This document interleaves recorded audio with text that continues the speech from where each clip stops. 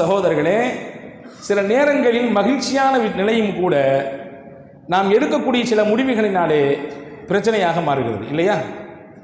நபிகள் பெருமானார் ஸல்லல்லாஹு அலைஹி வஸல்லம் அழகாக வழிகாட்டுகிறார்கள். முதல் விஷயம் என்ன? மகிழ்ச்சிக்கான வழிகளில் முதல் விஷயம் என்ன? அல்லாஹ் உங்களுக்கு எந்த வாழ்க்கையை தந்திருக்கிறானோ அதை போதும் என்று ஏற்றுக்கொள்ளுங்கள். போதும் என்ற மனமே பொன் செய்யும் மருந்து என்றான் தமிழிலே இல்லையா? பெருமானார் ஸல்லல்லாஹு அலைஹி வஸல்லம் பிரதான துஆக்களில் ஒன்று, அல்லாஹும்ம க்ஃபினி பிஹலாலிக அன் ஹராமிக் வ அக்னினி பிஃضலிக அம்மன் சிவாக். யா அல்லாஹ், நீ தரக்கூடிய ஹலாலை கொண்டு நான் போதுமாக்கிக் கொள்ள வேண்டும். நீ தரக்கூடிய வழி எனக்கு ஹலாலா இருக்கணும். என்னுடைய முயற்சி, திறமை, ஆளுமை, ஆற்றல் எல்லாத்தையும் தாண்டி எனக்கு இன்னைக்கு இதுதான்றதை நீ தான் எழுதுற. எனக்கு இன்னைக்கான வருமானம், இந்த மாதத்திற்கான வருமானம், இந்த வருடத்திற்கான வருமானம் என்பது உன்னால் முடிவு செய்யப்பட்டது. அதை ஹலாலா கொடு. நீ கொடுத்ததை கொடு நான் போதுமாக்கிக்கணும். ஹராம் பக்கம் போயிடக்கூடாது. இன்னும் வேணும் இன்னும் வேணும் என்ற சிந்தனை என்னை ஹராமில் தள்ளிவிடக்கூடாது. வஅக்னினி பிஃضலிக அம்மன் சிவாக். உன் நன்றி வேறு யாரிடத்திலும் நான் கையேந்தக்கூடாது. கண்ணியமான வாழ்க்கையை எனக்கு கொடு. ரசூலுல்லாஹ் கேட்பாங்க. நபி பெருமான் ஸல்லல்லாஹு அலைஹி வஸல்லம் அவர்கள் இப்படித்தான் துஆ செய்திருக்கிறார்கள். ஹதீஸிலே வந்திருக்கிறது. Karim's biryani paradise at liberty and catering services, கோடம்பாக்கத்தின் அறுசுவை அடையாளம்.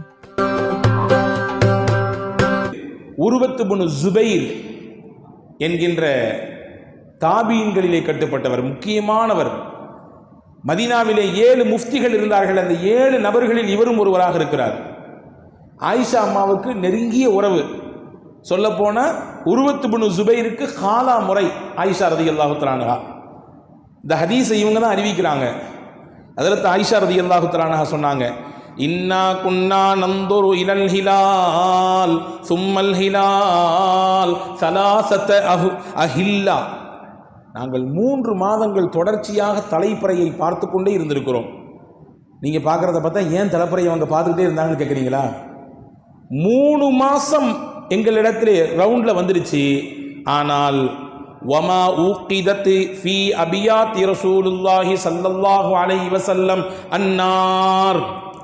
நெருப்பை மூட்டுவதற்கு நபிகள் பெருமானார் ஸல்லல்லாஹு அலைஹி வஸல்லம் வீட்டிலே எண்ணெய் இல்லை, நெருப்பை மூட்ட முடியவில்லை. தொடர்ச்சியாக 3 மாதம், தொடர்ச்சியாக 3 மாதம் வீட்டிலே அடுப்பெரியவில்லை. அப்படின்னா என்ன அர்த்தம்? சாப்பிட்றதுக்கு போதுமானது எதுவும் இல்லை. அடுப்பெறிந்தால் தானே அடுத்து அங்கே உணவு, வயிற்றை நிரப்ப முடியும். ஆயிஷா அம்மா சொல்றாங்க, உருவத் இப்னு ஜுபைர் ரலியல்லாஹு அன்ஹு கேட்டாங்களா ஆயிஷா ரலியல்லாஹு இடத்துல, வமா தஆமுக்கும் யா ஹாலா. ஹாலாவே, அந்த 3 மாதம் அப்படி நீ என்ன சாப்பிட்டீங்க? அந்த மாதிரி நெருக்கடியான காலகட்டமாக இருந்தால் நீங்கள் என்ன சாப்பிடுவீங்க?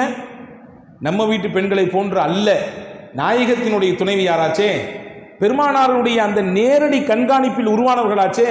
ஹஜ்ரத் ஆயிஷா அம்மா சொன்னாங்க, அல் அஸ்வதான் அத்தமரு வல்மா. பேரிச்சம்பழத்தை சாப்பிடுவோம், தண்ணீரை குடிப்போம். பேரிச்சம்பழத்தை சாப்பிடுவோம், தண்ணீரை குடிப்போம். இதுதான். இதை கொண்டு நாங்கள் 1 மாதம் அல்ல, 2 மாதம் அல்ல, 3 மாதங்கள் கடத்தி இருக்கிறோம். ஆனால் எங்காவது ஒரு நபிகளுடைய வரலாற்றிலே பெருமானாருடைய மனைவிமார்கள் சண்டை போட்டார்கள் என்ற வரலாற்றை சொல்ல முடியுமா?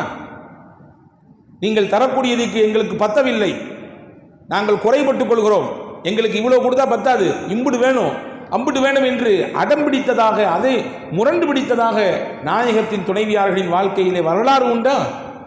கிடையவே கிடையாது. ஏன்? நபிகள் பெருமானார் ஸல்லல்லாஹு அலைஹி வஸல்லம் பயிற்றுவித்த முறை. அல்லாஹ் என்ன தருகிறானோ அதை ஏற்றுக்கொள்ளுங்கள், பொருந்திக் கொள்ளுங்கள். அல்லாஹ் கொடுக்கக்கூடியதை நீங்கள் பொருந்திக் கொண்டால் அல்லாஹ் இன்னும் தருவான்.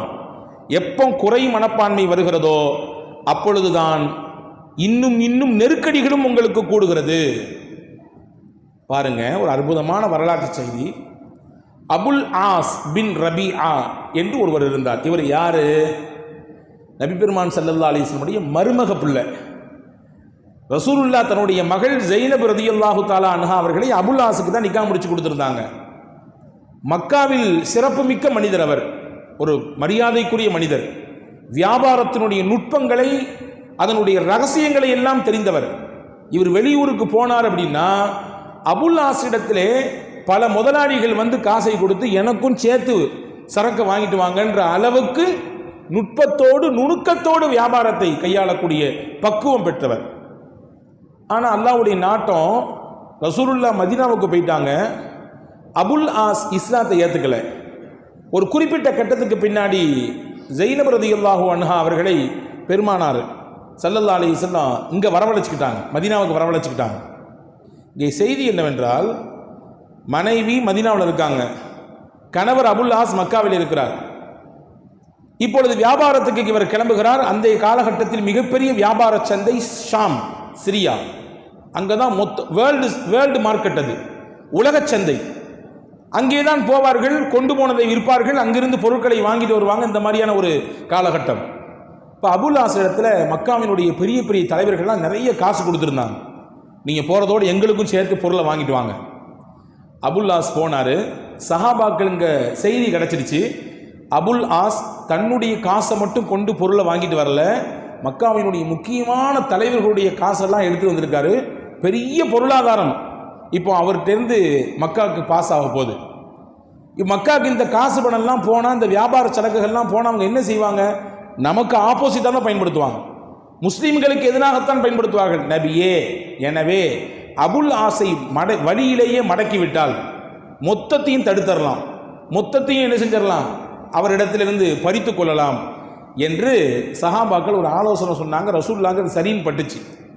அடுத்தவங்களுடைய பொருளை ஆசைப்பட வேண்டும் என்பதல்ல, இந்த பொருளும் இந்த சரக்கும் அங்கே போனால் இதை கொண்டு மறுபடியும் முஸ்லிம்களின் மீது தாக்குதல் கொடுப்பதற்கும் முஸ்லிம்களை துன்பப்படுத்துவதற்கும் தான் இது உதவி செய்யும். இதை ஏன் அங்கே போயிட்டு இதை வந்து தடுக்கிறது, இங்கனே கிள்ளி விட்டுலாம்னு ரசூலுல்லாஹ் நினைச்சாங்க. அபுல் ஆஸை பிடிச்சிட்டாங்க, வளைச்சிட்டாங்க. எப்படியோ ராத்திரியா அபுல் ஆஸ் தெரிஞ்சுக்கிட்டாரு, தன்னுடைய மனைவி ஜெய்னப் எங்கே இருக்கிறாங்கன்னு தெரிஞ்சுக்கிட்டு அவங்கள்ட்ட பக்கத்தில் போய், இந்த மாதிரி நான் விவகாரமாக மாட்டிக்கிட்டேன், நீ தான் எனக்கு பாதுகாப்பாக கொடுக்கணும், ஏன்னா உங்கள் பாபா தான் இங்கே இருக்கிறாங்க, முகமது நபி உங்களுடைய தகப்பனார், நீங்கள் தான் எப்படியாவது பேசி கொண்டு எனக்கு அம்னை வாங்கித்தர வேண்டும், அடைக்கலம் கொடுக்க வேண்டும்.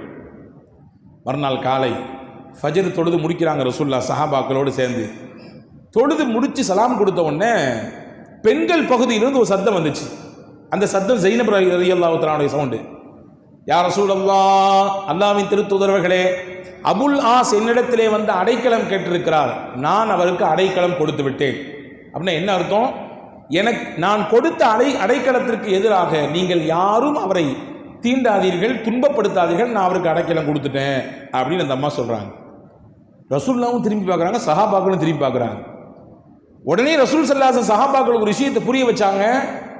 இந்த செய்தி நீங்கள் எப்படி ஃபஸ்ட்டு கேட்குறீங்களோ அதே மாதிரி நானும் இப்போ தான் ஃபஸ்ட்டு கேட்குறேன், முன்னாடியே பேசி வரப்பட்டதுனா இல்லை. நீங்கள் எப்படி ஃபஜர் தொழுது முடிச்சுட்டு இந்த சவுண்டை கேட்குறீங்களோ அதே மாதிரி நானும் இப்போ தான் ஃபஸ்ட்டு கேட்குறேன், என்ன ஏதுன்னு பேசிக்கலாம் அப்படின்னு சொல்லி ஜெய்னப் அம்மாவிடத்தில் பேசி முடித்து கடைசியில் அபுல் ஆஸ் அவர்கள் கூட்டி வரப்பட்டார். கூட்டி வரப்படும் பொழுது என்ன ஏதுன்னு விசாரித்தாங்க. ஹஜ்ரத் ரசூலுல்லாஹி ஸல்லல்லாஹு அலைஹி வஸல்லம் அவர்கள் அபுல் ஆஸிடத்தில் தன்மையாக பேசினார்கள், அவருடைய உள்ளத்தை தொட்டார்கள். அவர் நபிகளுடைய பேச்சு. ரசூலுல்லாஹ் சொன்னாங்க, சத்திய இஸ்லாத்தை ஏற்றுக்கிறீங்களான்னு கேட்டாங்க. அபுல் ஆஸ் கொஞ்சம் தயக்கம் காட்டினார். தயக்கம் காட்டியோது அவர் சொன்னார், ஒரு நியாயமான காரணத்தையும் சொன்னார். என்னிடத்திலே நம்பி மக்காவினுடைய பெரும் பெரும் தலைவர்கள் பெரிய காசை, பெரிய பொருளாதாரத்தை முடக்கியிருக்கிறாங்க. நான் போய் இதை அவங்கள்ட்ட முதல்ல கொண்டு போய் அமானிதத்தை சேர்க்கணும். இந்த பொருளாதாரத்தை கொண்டு போய் அவர்களிடத்தில் உரிய முறையில் சேர்த்தாக வேண்டும். அதற்கு பிறகு இறைவன் நாடினால் நான் யோசிக்கிறேன், முடிவெடுக்கிறேன் என்று அபுல் ஆஸ் சொன்னார். வரலாற்றில் எழுதுனாங்க, பெருமானார் ஸல்லல்லாஹு அலைஹி வஸல்லம் நுட்பமான அணுகுமுறையில் இது ஒன்றுங்க. ரசூலுல்லாஹ் பொதுவாகவே சிறிய மீனை போட்டு பெரிய மீனை பிடிப்பாங்கன்னு சொல்லுவாங்கல்ல, அதே மாதிரி பெருமானார் ஸல்லல்லாஹு அலைஹி வஸல்லம் அந்த இடத்துல அபுல் ஆஸை சஹாபாக்கள்கிட்ட கேட்டாங்க, இவர் விட்டுருவோமான்னு கேட்டாங்க. இவர் ஒரு நியாயமான காரணம் சொல்கிறார், இதை விட்டுறலாம், இவர் போகட்டும், அல்லாஹ் நாடினால் இவர் மூலமாக நிறைய மாற்றங்களை இந்த தீனுல் இஸ்லாத்திற்கு தருவான் என்று சொல்லி பெருமானார் ஸல்லல்லாஹு அலைஹி வஸல்லம் அவரை விட்டுட்டாங்க. பாருங்க, வரலாற்றில் எழுதுகிறார்கள், பெருமானார் ஸல்லல்லாஹு அலைஹி வஸல்லம் அன்னவர்களுக்கோ சஹாபாக்களுக்கோ அவர் கொண்டு வந்த ஒரு குண்டுமணி அளவுக்கு இருக்கக்கூடிய தங்கத்திலும் கூட ஆசை வரவில்லை. எவ்வளோ அதிகமாக கொண்டு வந்திருக்கிறாரு. இதை நம்ம எடுத்துக்கலாமே, இது நம்ம வச்சுக்கலாமே, இதை நம்ம பயன்படுத்திக்கலாமே, கொஞ்சம் கூட வரவில்லை. அவர்களுக்கெல்லாம் இருந்த சிந்தனை, இவர் நேர்வழி பெற்றுவிட வேண்டும், இவர் வெற்றி பெற்று விட வேண்டும், அந்த வழிக்கு வந்துவிட வேண்டும் என்பதுதான் பெருமானாரின் சிந்தனை, சஹாபாக்களின் சிந்தனை அப்படித்தான் இருந்துச்சு. அல்லாஹ்வுடைய நாட்டம். அபுல் ஆஸ் போனார், மக்காவுக்கு போனார். யார் யாரெல்லாம் தன்னிடத்திலே பொருளை தந்திருந்தார்களோ எல்லாத்தையும் கூப்பிட்டு திருப்பி எல்லாத்துக்கும் அவங்களுக்கு உரிய முறையில் பொருளை சேர்த்தார். சேர்த்து முடிச்சுட்டு எல்லாத்தையும் கேட்டார், நீங்கள் கொடுத்ததை சரியாக உங்கள்கிட்ட கொடுத்துட்டா நான் திருப்பி மிகச்சரியாக கொடுத்துட்டீங்க, ஒரு சின்ன அளவுக்கு கூட உங்கள்கிட்ட மோசடி கிடையாது, நம்பிக்கைக்கு 100% உரியவராக நீங்கள் இருக்கிறீங்க, நாங்கள் எல்லாரும் உங்களுக்கு சான்றிதழ் கொடுக்குறோம் அப்படின்னு சொன்ன பொழுது அந்த இடத்தில் எல்லாத்தையும் கொடுத்து முடிச்சுட்டு எல்லாத்துக்கும் முன்னாடி நின்று சொன்னார் அபுல் ஆஸ், அஷ்ஹது அல்லா இலாஹ இல்லல்லாஹ் வ அன்ன முஹம்மதன் அப்துஹு வ ரசூலுஹு. ஷஹாதத் சொன்னார். எல்லாருக்கும் ஆச்சரியம்.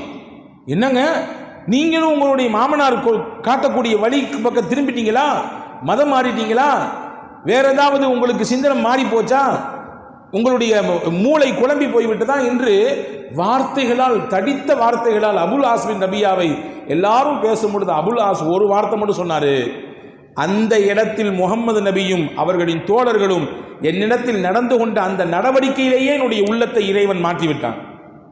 அப்பொழுதே எனக்கு அந்த எண்ணம் வந்துவிட்டது, இந்த மார்க்கத்தை ஏற்றுக்கொள்ள வேண்டும். துளியளவும் இவர்களுக்கு இந்த பொருளின் மீது ஆசை இல்லையே, துளியளவும் இதை அபகரிக்க வேண்டும் என்ற எண்ணம் இல்லையே, கொஞ்சத்தையாவது பிடுங்கிக் கொள்வோம், மிச்சத்தை விட்டு விடுவோம் என்ற சிந்தனை கூட இவர்களுக்கு வரவில்லையே.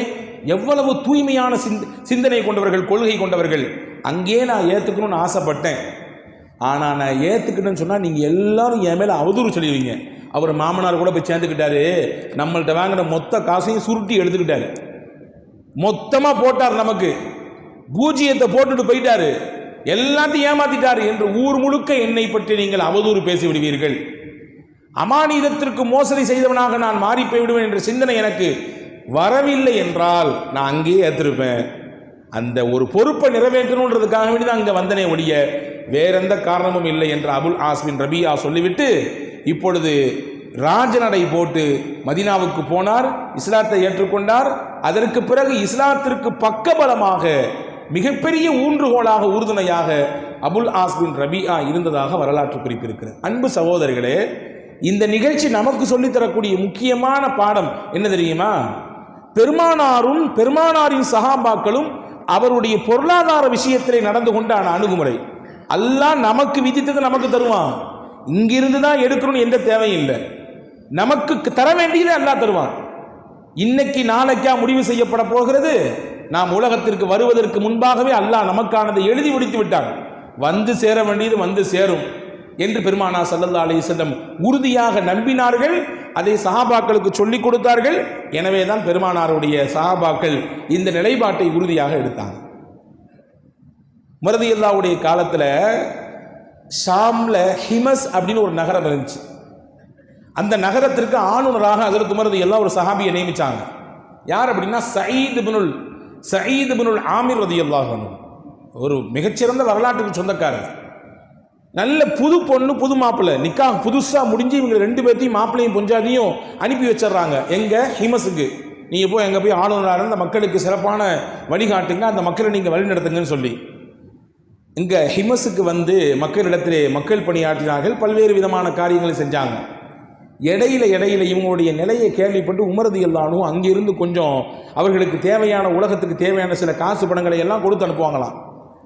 அதில் சயீத் இப்னுல் ஆமிர் ரலியல்லாஹு தஆலா அன்ஹு எந்த பொருளையும், யாருடைய பொருளையும் தேவைக்கு அதிகமாக அவர்கள் ஆசைப்படவே மாட்டார்கள் என்ற வரலாற்று குறிப்பு மட்டுமல்ல, அதுதான் அந்த ஹிமஸ் நகர மக்களின் மீது அவரை பற்றி உயர்ந்த சிந்தனையை ஏற்படுத்துவதற்கு காரணமாக இருந்தது. உங்களுடைய வரலாற்று நிறைய செய்திகள் இருக்கிறது, இருந்தாலும் இதை மட்டும் சொல்லுகிறேன். அன்பு சகோதரர்களே, நமக்கு அல்லாஹ் தருவதை தருவான். நமக்கு என்ன கொடுத்திருக்கிறான் அல்லாஹ்விற்கு தெரியும். அளந்து கொடுக்க வேண்டுமா, அளக்காமல் கோரி கொடுக்க வேண்டுமா என்று. கொடுத்தவன் அவன். எனவே கொடுத்ததை கொண்டு பொருந்தி கொண்டு ஏற்றுக்கொண்டு மனதோடு வாழக்கூடிய அந்த வாழ்க்கை இருக்கிறதே மகிழ்ச்சிக்கான முக்கியமான வழி என்பதை நாம் தெரிந்து கொள்ள வேண்டும். 1.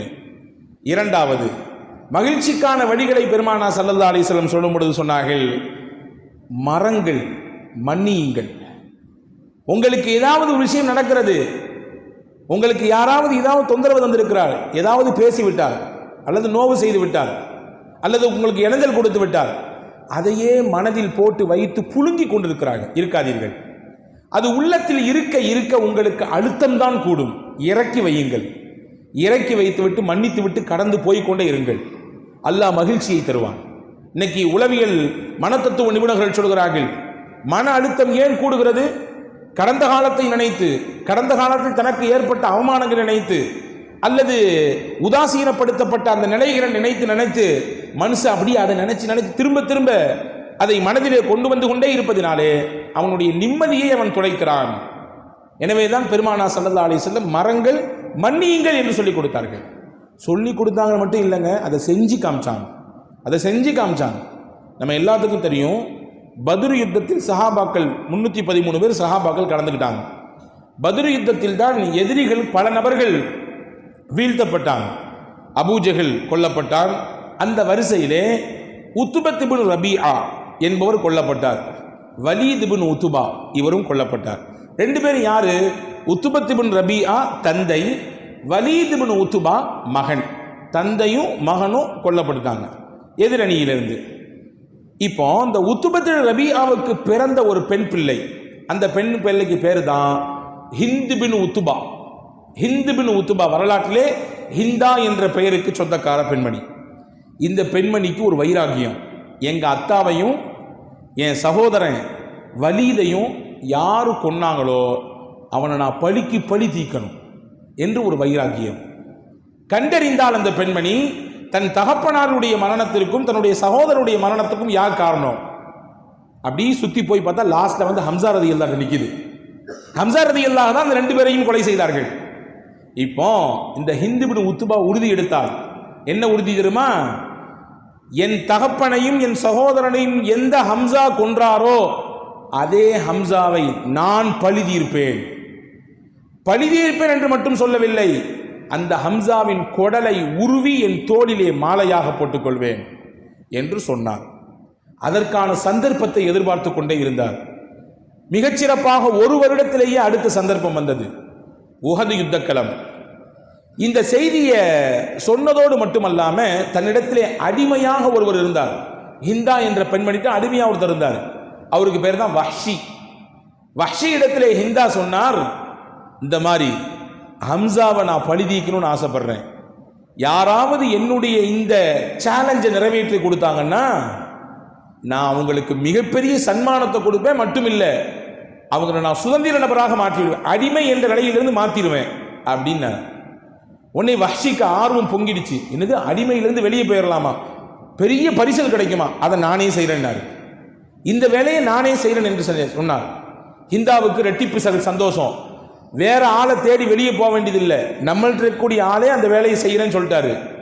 சரி, உரிமையிட்டலாம், பரிசலையும் கொடுத்துடலாம் என்று வஹ்ஷியை உசுப்பேத்தி உஹது களத்துக்கு அனுப்பி வைத்தான். உஹது களத்திலே பெருமானார் ஸல்லல்லாஹு அலைஹி வஸல்லம் அன்னவர்களுடைய தகப்பனாரோடு பிறந்த ஹம்ஸத் இப்னு அப்துல் முத்தலிப் ரலியல்லாஹு தஆலா அவர்கள் ஷஹீதாக்கப்பட்டார்கள். அவரை கொன்றது யார்? வஹ்ஷி தான் கொன்றார். வஹ்ஷி கொன்று என்ன செய்தார்? அவருடைய வயிற்றை கிழித்தார். அல்லாஹு அக்பர். ஹம்ஸா ரலியல்லாஹுடைய வீர வரலாற்றை படிக்க வேண்டும் என்றால் கண்ணிலிருந்து கண்ணீரை சொரிந்தவாறே தான் படிக்க வேண்டும். இந்த மார்க்கத்திற்கு ஹம்ஸா ரலியல்லாஹு செய்த மகத்தான சேவை வரலாற்றில் எழுதுறாங்க. மக்கமா நகரிலே இஸ்லாம் பகிரங்கமாக வெளிப்படுவதற்கு ரெண்டு பேர் காரணம். ஒன்று உமர் ரலியல்லாஹு அன்ஹு, ரெண்டாவது ஹம்ஸா ரலியல்லாஹு. ரசூலுல்லாவை அடித்தார்கள். மக்காவின் ஆரம்ப கட்டத்திலே சித்திரவதை செய்தார்கள். குடல், அதாவது ஒட்டகத்தினுடைய நஜீசான குடலை தூக்கி பெருமானாருடைய முதுகிலே தூக்கி போட்டார்கள். ஒரு கட்டத்திலே இந்த செய்தியெல்லாம் பொறுத்து கொள்ள முடியாமல் ஹம்ஸா ரலியல்லாஹு அன்ஹு அப்ப இஸ்லாத்தை ஏத்துக்கல, வெளியில அம்பையும் வாளையும் தூக்கிட்டு வேட்டைக்கு போயிருந்தாங்க. செய்தி சொன்னாங்க, உங்களுடைய சச்சா மகன் முகமது அவர்கள் எந்த மாதிரி துன்பெல்லாம் படுறாங்க, போய் பாருங்க, அவங்கள கேட்கறதுக்கு நாதி இல்லையா என்று ஒரு பெண்மணி வந்து சொன்னாங்க. நேரம் வந்தார் ஹம்ஸா. வந்த அபூஜஹலிடத்திலே தான் வைத்திருந்த அந்த வில்லை திருப்பிட்டு முட்டாறு அடி தலையில. கேட்க ஆள் இல்லைன்னு நடந்துறியா நீயே? இப்போ சொல்றேன் கேட்டுக்கோ, இந்த முகம்மது அவர்கள் எந்த மார்க்கத்தில் இருக்கிறாரோ அதே மார்க்கத்தை நானும் ஏற்றுக்கொண்டேன்.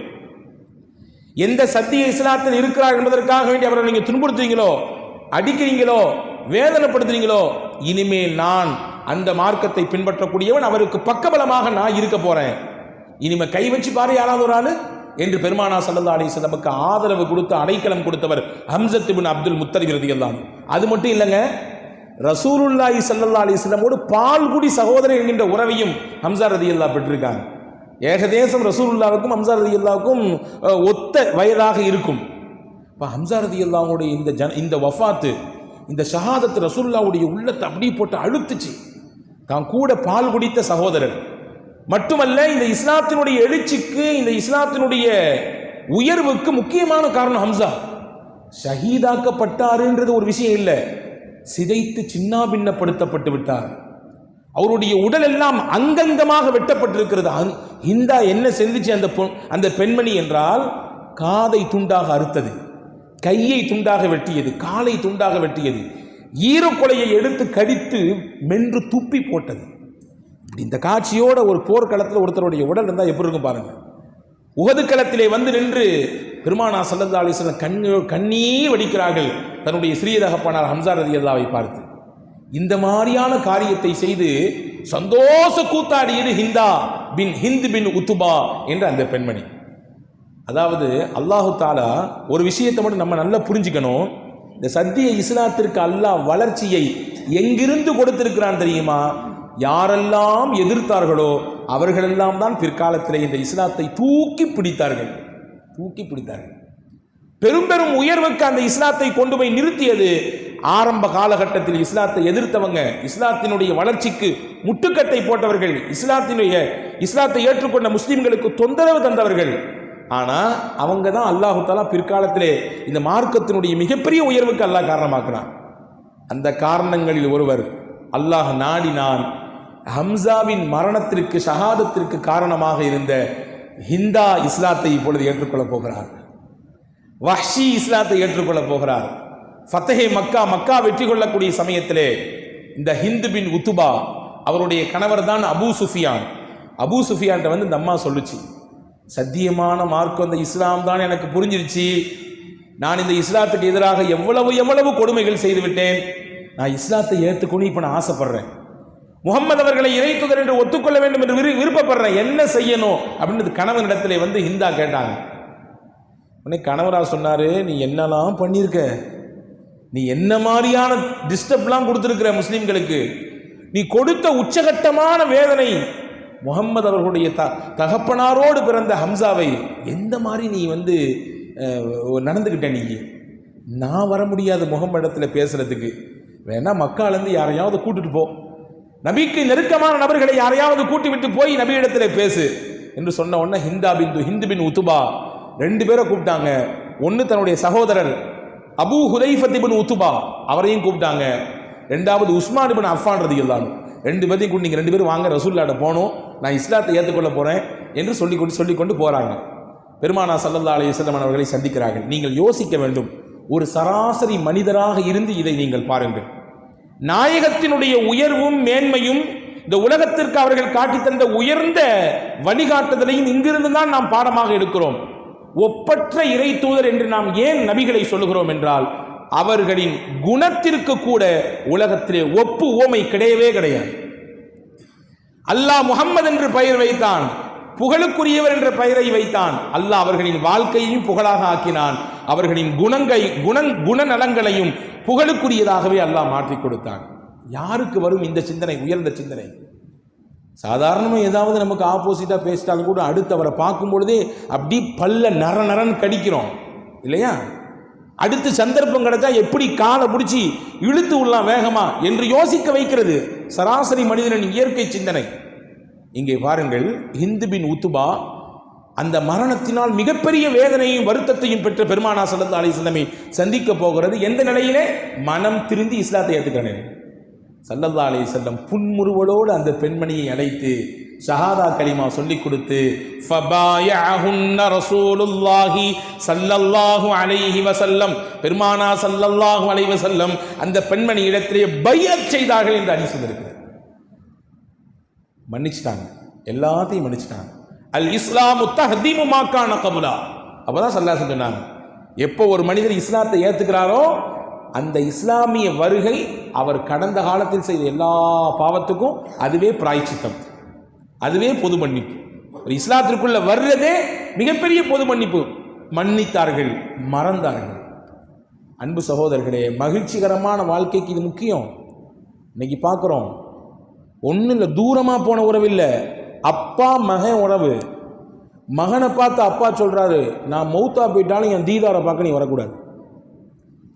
கூட பிறந்த சகோதர உறவு, சகோதர ரத்தம், ஒரே ரத்தம், ஒரே தகப்பனுக்கு தாய்க்கு பிறந்தவர்கள், பேச்சுவார்த்தை இல்லாமல் முறித்து கொண்டு இங்கிட்டும் அங்கிட்டும் திரும்பிக் கொண்டு போவதை பார்க்கிறோமா இல்லையா?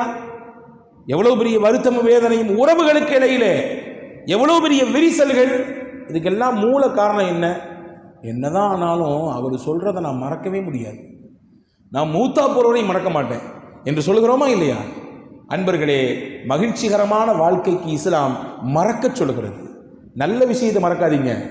உங்களுக்கு எதிர் இடர் தந்ததோ அதை மறந்து விடுங்கள். நல்ல விஷயத்தை மறக்கக்கூடாது, அதை நினைவில் வைத்துக் கொள்ள வேண்டும். மறப்பது மட்டுமல்ல, அவருக்கு உபகாரம் செய்யுங்கள் என்று மார்க்கம் சொல்லுகிறது. உங்களுக்கு யார் இடங்கள் கொடுத்தாங்களோ அவங்களுக்கு நீ உபகாரம் செய்யுங்க. அதை விட பெரிய பனிஷ்மெண்ட் வேற ஒண்ணுமே இல்லைங்க. உங்களுக்கு யார் டிஸ்டர்ப் பண்றாங்களோ அவங்களுக்கு நல்லது செய்யுங்க. நீங்க அவருடைய உள்ளத்திலே அதுவே ஒரு பெரிய மாற்றத்தை ஏற்படுத்தும். என்னடா இது, நம்ம இப்படிலாம் இடைஞ்சல் கொடுக்குறோம், நம்மள நல்ல அபிப்பிராயத்தோடு பேசிக்கிறாங்க, நம்மின் மீது உயர்ந்த சிந்தனை வச்சிருக்கிறாங்க என்ற எண்ணத்தை அது ஏற்படுத்தி தரும் என்றார்கள் பெருமானா ஸல்லல்லாஹு. அபூஜஹலை விட ஒரு பெரிய கொடியவனை சொல்ல முடியுமா வரலாற்றிலே? இஸ்லாத்திற்கும் முகமது நபிக்கும் எவ்வளவு டார்ச்சர்ஸ். அந்த அபூஜஹலுடைய மகன் இக்ரிமா, அவரும் பத்ர் யுத்தத்தில் ஆப்போசிட் பார்ட்டி, முஸ்லீம்களுக்கு ஆப்போசிட்டா நின்னாரு. ஆனால் அந்த இக்ரிமா இஸ்லாத்தை ஏற்றுக்கொண்டு அவருடைய மனைவியோடு சேர்ந்து தூர தேசத்தில் இருந்தார். ரசூலுல்லாவை சந்திக்கிறதுக்காண்டி வந்தார். வரலாற்றில் எழுதுறாங்க பாருங்க, எவ்வளவு நுட்பமாக எழுதப்பட்டிருக்கிறது பெருமானாருடைய அந்த வரலாறுகள். ரசூலுல்லாஹ் சொன்னாங்க சஹாபாக்களை பார்த்து, இப்போ இக்ரிமா வரப்போறாரு, இஸ்லாத்தை ஏற்றுக்கொள்ள வேண்டும் இந்த மனநிலையை வர்றாரு. அவர் வரும்பொழுது உங்களில் யாரும் அபூஜஹல் பேரை கூட சொல்லாதீங்கன்னா, அபூஜஹலை பற்றி வாயை திறக்காதீங்க, அவர் பேர் கூட சொல்ல வேண்டாம். அப்படி சொல்லும் நேரத்திலே அவருக்கு மனதால் ஒரு இடைஞ்சல் ஏற்படும். நம்ம அப்பா கூட சேர்ந்து இந்த முஸ்லீம்களுக்கு என்னெல்லாம் பண்ணியிருக்கோம், என்ன மாதிரியான கொடுமெல்லாம் கொடுத்துருக்கோம் என்ற சிந்தனை அவருக்கு ஏற்படும். எனவே அதை சொல்லாதீர்கள் சொல்லிட்டு ஒரு செய்தி சொன்னாங்க, அதான் முக்கியமானது. மௌத்தா போன ஒருத்தரை வச்சு நம்ம ஏதாவது பேசினோம்னா அந்த இறந்து போனவருக்கு எந்த பாதிப்பும் தராது, இருக்கிறவங்களுக்கு தான் பாதிப்பு தரும். உங்க அத்தாவை பத்தி எனக்கு தெரியாதா? 20 வருஷத்துக்கு முன்னாடி ஊர்ல என்ன தெரியுமா பண்ணாரு? உங்க அத்தாவனை பத்தி எனக்கு தெரியாதா? அவர் அங்கு இருக்கும் பொழுது என்ன பண்ணாரு தெரியுமா? அவர் மௌத்தா போன பின்னாடி அதை அவருடைய மகனிடத்திலே சொல்லி என்ன பலன்? இறந்து போனவருக்கு அதெல்லாம் இதான் பாதிப்பு ஏற்பட போகிறதா? இல்லை, அதை கொண்டு ஹயாத்தோடு இருக்கக்கூடியவர்களுக்கு தான் நீங்கள் நோவு தருகிறீர்கள். எனவே அபூஜஹல் போயிட்டான், முடிஞ்சிச்சு. இப்ப அவருடைய மகன் மனம் திரிந்து வர்றாரு. நாம் ஏற்றுக்கொள்ள வேண்டும், அரவணைக்க வேண்டுமே தவிர அவருடைய ஆள் மனதை நோண்டக்கூடாது, சுரண்டி பார்க்கக்கூடாது, வேதனைப்படுத்தக்கூடாது என்றார்கள் பெருமானார் ஸல்லல்லாஹு அலைஹி வஸல்லம். இப்போ மறப்போம், மன்னிப்போம். மன நிம்மதியான மகிழ்ச்சிகரமான வாழ்க்கைக்குரிய இரண்டாவது வழி. மூன்றாவது வழி என்ன? மார்க்கம் சொல்லுகிறது, மகிழ்ச்சிகரமான வாழ்க்கையை நீங்கள் எதிர்பார்க்கிறீர்களா? உங்களுடைய தலை விதி என்னவோ அதை ஏற்றுக்கொள்ளுங்கள். கலா கதரை நம்புங்கள், அதை ஏற்றுக்கொள்ளுங்கள். வாழ்க்கையில் நாம் எப்படி குட்டி கண்ணம் அடித்தாலும் கூட நமக்கானது என்று எது கிடைக்குமோ அதுதான் கிடைக்கும். அல்லாஹும்ம லா மானிஅ லிமா அதைத் வலா முஅதிய லிமா மனஅத். ஹஜ்ரத் ரசூலுல்லாஹ் செஞ்ச துஆ, யா அல்லாஹ், யா அல்லாஹ், லா மானிஅ லிமா அதைத், நீ கொடுக்கிறதை யாரும் தடுக்க முடியாது உலகத்துல. நீ கொடுக்கணும்னு முடிவு பண்ணிட்டா எப்படியும் தருவ. கொடுக்கிற தெய்வம் கூரையை பிச்சுக்கிட்டு தரணும் சொல்லுவாங்க இல்லையா? கூரையெல்லாம் அல்லாஹ் பிய்ய மாட்டான், எப்படியோ தருவான். எனவே நீ கொடுக்க முடிவு செய்து விட்டால் அதை தடுப்பதற்கு யாரும் இல்லை. வலா முஅதிய லிமா மனஅத், நீ தடுக்கணும்னு முடிவு பண்ணிட்டனா யாராலையும் அதை கொடுக்க முடியாது. நீ ஒரு விஷயத்தை தடுக்கணும்னு முடிவு பண்ணிட்ட அப்படின்னா யாராலையும் கொடுக்க முடியாது. ஆனா மனித மனம் பொதுவாகவே இல்லாததை நினைத்தே ஏங்கும், இருப்பதை கொண்டு எப்பொழுதுமே திருப்திப்படாது. மனித மனம் பொதுவாக கண்ணாடிக்கு முன்னாடி போயினா நம்ம என்ன செய்வோம்? அல்லாஹ்வுக்கே கரெக்ஷன் சொல்லுவோம். கொஞ்சம் தாடி பெருசாக இருந்தால் நல்லா இருக்கும்ல, கொஞ்சம் குண்டாகி போயிட்டேன், கொஞ்சம் ஒல்லியாக இருந்தால் நல்லாயிருக்கும், கொஞ்சம் குள்ளமாயிட்டேன், இன்னும் கொஞ்சம் ஹைட்டாக இருந்தால் இன்னும் நல்லா இருக்கும் இல்லையா? இருப்பது ஏராளம், இல்லாதது குறைவு. ஆனால் மனித மனதின் இயற்கை அந்த குறைவான இல்லாததை பற்றியே சுத்தி சுத்தி வரும். முல்லா நஸ்ருத்தீன் மிகப்பெரிய விகட கவி. அவர் ஒரு நாள் சந்தைக்கு வந்தாராம். எல்லாத்தையும் சத்தம் கொடுத்தாரு, மக்களே எல்லாரும் என்னை கவனிங்க, நாளை காலையில் யாரெல்லாம் 9 மணிக்கு இந்த குறிப்பிட்ட இடத்துல வர்றீங்களோ, ஒரே நாளில் கோடீஸ்வரன் ஆகிறது என்ன வழி அதை நான் உங்களுக்கு சொல்லித்தர போகிறேன். நாளை காலைல 9 மணிக்கு இந்த குறிப்பிட்ட இடத்துக்கு வந்துடணும் அப்படின்னு சொல்லிட்டு போயிட்டார். மக்கள் நம்பினாங்க, முல்லா ஏதாவது சொன்னால் விவகாரம் முக்கியமான விஷயம் இருக்கும், எனவே எல்லாரும் போயிடலான்னு சொல்லி மறுநாள் காலையில் 9 மணிக்கு அந்த குறிப்பிட்ட இடத்துல கூட்டம் அப்படியே அலை மோதுது. 9 மணி ஆச்சு, 9:01 ஆச்சு, முல்லாவை ஆளை காணோம். எல்லாரும் திரும்பி பார்க்காங்க, முல்லா முல்லா வாங்க முல்லா வாங்கன்னு. கடைசியில் முல்லா வந்தார். மெதுவாக வந்து அப்படி ஒரு அந்த அந்த இடத்துலையே உயர்வான ஒரு இடத்துல மேலே ஏறினார். ஏறி இப்படி எல்லாத்தையும் ஒரு பார்வை பார்த்தாரு. பார்த்துட்டு கீழே இறங்கி விறுவிறுன்னு நடக்க ஆரம்பிச்சிட்டாரு. எல்லாரும் சத்தம் போட்டாங்க, என்ன முல்லா 9 மணிக்கு வந்தால் ஒரே நாளில் கோடீஸ்வரன் ஆனது வழி என்னன்னு சொல்லலன்னு சொன்னீங்களே, நீங்கள் பார்த்துட்டு போகிறீங்க, என்ன விவகாரம் இது அப்படின்னு கேட்டான். முன்னே முல்லா ரொம்ப கேஷுவலாக சொன்னார், இந்த ஊரில் எத்தனை முட்டாள் இருக்கான்னு பார்க்கணுன்னு ஆசைப்பட்டேன், பார்த்துட்டேன் அப்படின்னாரு. இந்த ஊரில் எத்தனை முட்டாள் இருக்கான்னு பார்க்கணுன்னு ஆசைப்பட்டேன், பார்த்துட்டேன், போயிட்டு வரேன்னாரு.